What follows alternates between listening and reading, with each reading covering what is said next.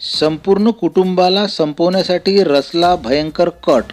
पुढे काय घडले हे बघण्याआधी MT न्यूजला सबस्क्राईब करा. यवतमाळ येथे एक धक्कादायक घटना समोर आली आहे. संपूर्ण कुटुंबाला संपवण्यासाठी आरोपींनी भयंकर कट रचला होता. या घटनेत एका महिलेचा मृत्यू झाला आहे तर तिचा पती थोडक्यात बचावला आहे. यवतमाळच्या आर्णी तालुक्यातील अंजी नाईक गावात ही घटना घडली आहे. पोलिसांनी दिलेल्या माहितीनुसार गावातील एका घराभोवती करंट देऊन संपूर्ण कुटुंब संपवण्याचा कट रचण्यात आला होता.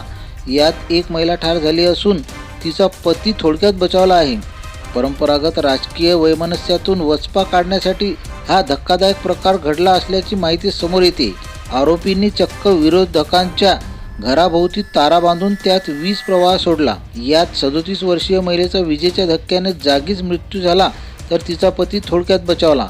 सविता पवार असे मृत महिलेचे नाव आहे. पवार कुटुंब घरी झोपले असताना पहाटेच्या सुमारास सविता लघुशंकेसाठी उठल्या. तेव्हा त्या घराबाहेर पडल्यानंतर चप्पल घालत असतानाच अचानक जागेवर कोसळल्या. त्यांच्या आवाजाने पती मनेश बाहेर आला. त्यालाही जोरदार विजेचा धक्का बसला.